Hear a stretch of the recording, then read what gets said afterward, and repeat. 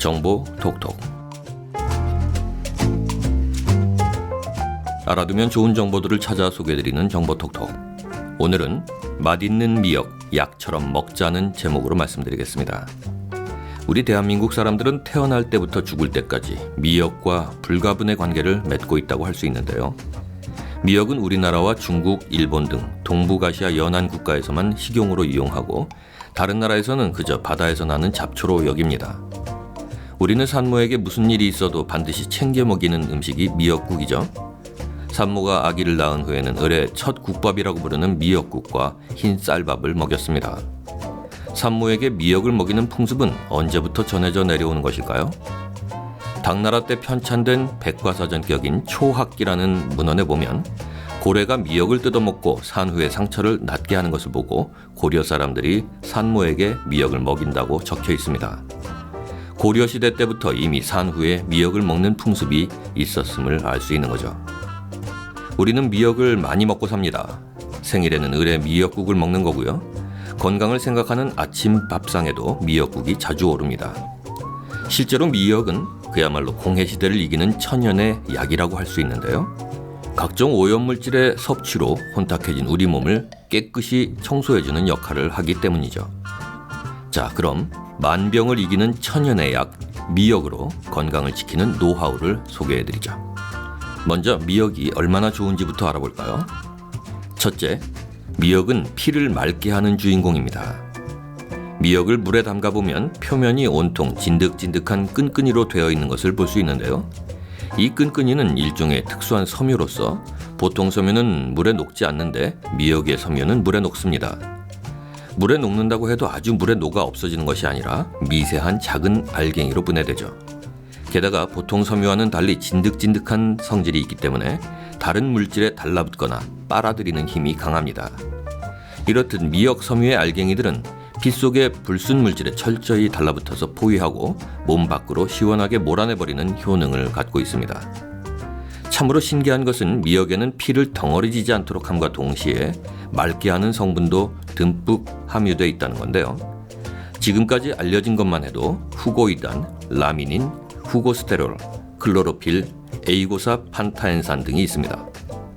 이와 같이 미역에는 피를 맑게 하는 성분들이 한 종류가 아니라 여러 종류가 있어서 합작하여 철저히 피를 맑게 하고 잘 순환시키기 때문에 만병을 예방하고 치료할 수 있는 겁니다. 둘째, 미역은 암을 예방합니다. 영국에서 흥미로운 연구 결과를 발표한 적이 있는데요. 섬유식을 많이 먹는 아프리카와 인도인들의 대변의 통과 시간은 약 30시간인데 반해서 영국인, 미국인 등은 섬유식을 안 하고 가공 정자된 식품을 먹기 때문에 평균 72시간을 소요하고 대변량도 적다는 겁니다. 대변은 체내의 노폐물로서 몸에 해로운 것들이 많이 들어있습니다. 특히 암을 유발하는 물질이 들어있죠. 그런 것들이 장 안에 오래 머물러 있으면 바람독이 농축돼서 암이 유발된다는군요. 그런데 미역을 포함한 식물 섬유는 콜레스테롤뿐만 아니라 발암물질, 기타의 병원성 독을 흡착해서 몸 밖으로 몰아내버리는 거죠. 셋째, 미역은 담배의 독을 몰아냅니다. 담배의 니코틴은 심장병, 뇌졸중, 기타 만병을 유발하는 원흉인데요. 니코틴 독이 걱정된다면 반드시 미역을 먹도록 하세요. 담배를 피우지 않는다고 방심해서는 안 됩니다. 옆 사람이 피우는 담배 연기만 마셔도 몸에 해롭기 때문이죠.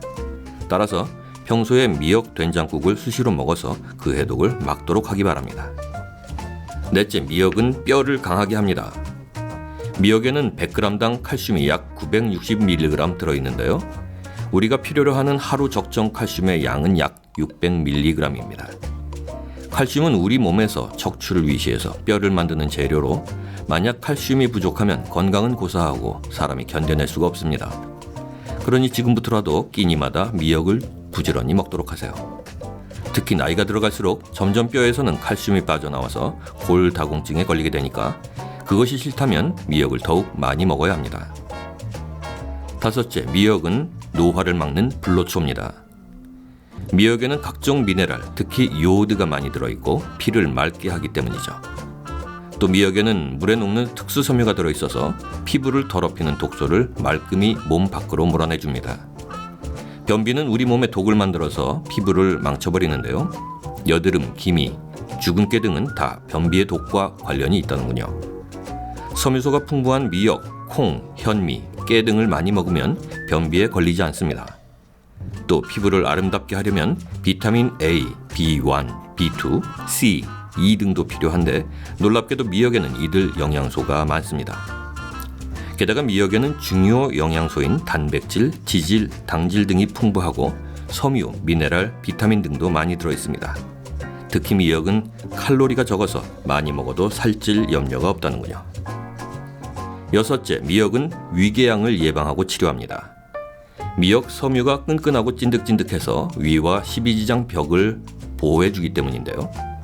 그리고 미역의 섬유와 기타 성분은 합작해서 위 점막세포 등에 활력을 주어 강하게 하는 양리작용도 합니다. 특히 미역에는 녹색 성분인 클로로필과 비타민 A가 풍부해서 이것들 역시 피부와 점막을 강화시키는 작용을 합니다. 네, 살펴보니까 아니 무슨 미역이 만병통치약이야 라고 할 만큼 놀라운 효능들을 갖고 있네요. 네, 그렇습니다. 미역은 우리 몸에 아주 좋은 보약입니다.